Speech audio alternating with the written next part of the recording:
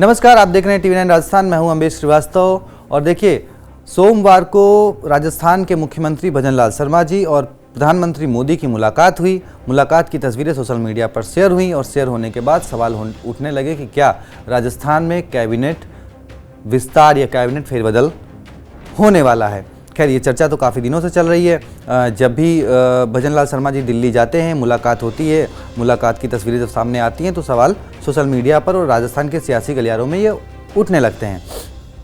लेकिन इस बार क्योंकि गुजरात में भी बीते दिनों ही किस तरीके से कैबिनेट में फेरबदल हुआ, मुख्यमंत्री को छोड़कर पूरे कैबिनेट ने इस्तीफा दिया, फिर नए तरीके से कैबिनेट का गठन किया गया, तो चर्चा इस बात को है कि भाई क्या गुजरात की तर्ज पर राजस्थान में भी बड़े स्तर पर फेरबदल की संभावना है, और अगर ये फेरबदल होने वाला है तो क्या इसमें पूर्व मुख्यमंत्री वसुंधरा राजे का दबदबा दिखने वाला है।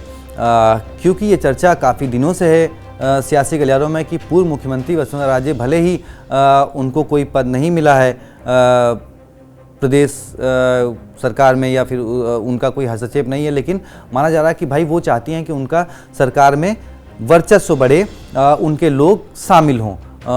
अब इसमें मैं आपको दिखा देता हूं कि कई नाम सुर्खियों में आ रहे हैं कि भाई इनको जो है मंत्रिमंडल में जगह मिल सकती है। फेरबदल जब होने की जो चर्चा है उसमें कालीचरण सर्राफ, अनीता बघेल, श्रीचंद कृपलानी, पुष्पेंद्र सिंह राणावत को कहा जा रहा है कि भाई मौका मिल सकता है। अब इसमें अनीता बघेल और कालीचरण सर्राफ 2013 से लेकर 2018 तक जब वसुंधरा राजे की सरकार थी तब उसमें मंत्री रह चुके हैं। श्रीचंद कृपलानी भी उस वक्त मंत्री रह चुके हैं, ठीक है।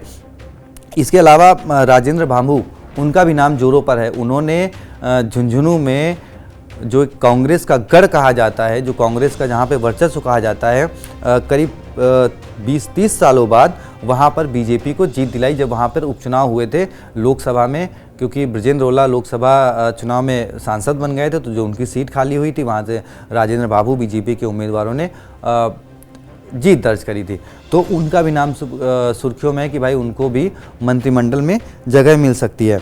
अब इसके अलावा जो नेता बीते कांग्रेस से बीजेपी में शामिल हुए हैं उनके नाम की भी चर्चा है, जिसमें लालचंद कटारिया हैं, ज्योति खंडेलवाल हैं, ज्योति मिर्धा हैं, राजेंद्र यादव हैं। कहा जा रहा है कि भाई इन लोगों को भी राजनीतिक नियुक्तियों में या फिर कोई विभाग में अध्यक्ष का पद दिया जा सकता है।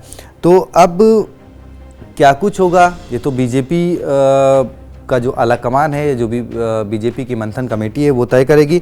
लेकिन हाँ, सुर्खियों में ये नाम है कि भाई इनको जो है मंत्रिमंडल फेरबदल या क्या है जो विस्तार जो संभावित माना जा रहा है उसमें जगह मिल सकती है।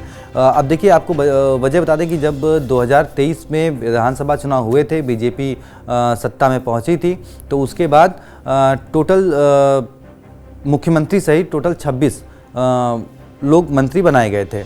क्योंकि राजस्थान में 30 मंत्री बनाए जाने की टोटल सीमा है, तो 4 मंत्री कम बनाए गए थे। लेकिन उसमें हुआ क्या कि उसके बाद एक मंत्री को इस्तीफा देना पड़ा, सुरेंद्र पाल सिंह टीटी, क्योंकि वो अपना पहले विधायक नहीं थे। जब वो विधानसभा का चुनाव लड़ने गए तो वहाँ पे उनको हार का सामना करना पड़ा। इस तरीके से एक मंत्री कम हो गए।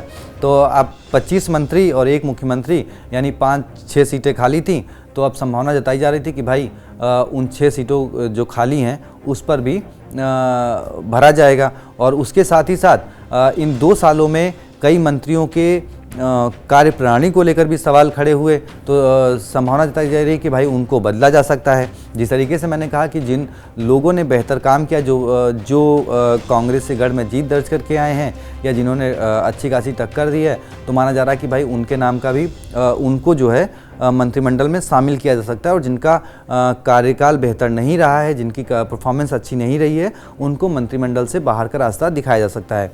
तो आपको क्या लगता है कि किसे मंत्रिमंडल में शामिल करना चाहिए, किसे मंत्रिमंडल से बाहर करना चाहिए, किसकी परफॉर्मेंस अच्छी थी, कौन मंत्री कार्य बेहतर नहीं कर पाया, उसका नाम कमेंट बॉक्स में बताएं। और आपकी क्या राय है कि क्या पूरे मंत्रिमंडल का फेरबदल गुजरात की तरह संभव हो सकता है, क्या वैसा भी राजस्थान में दिखेगा?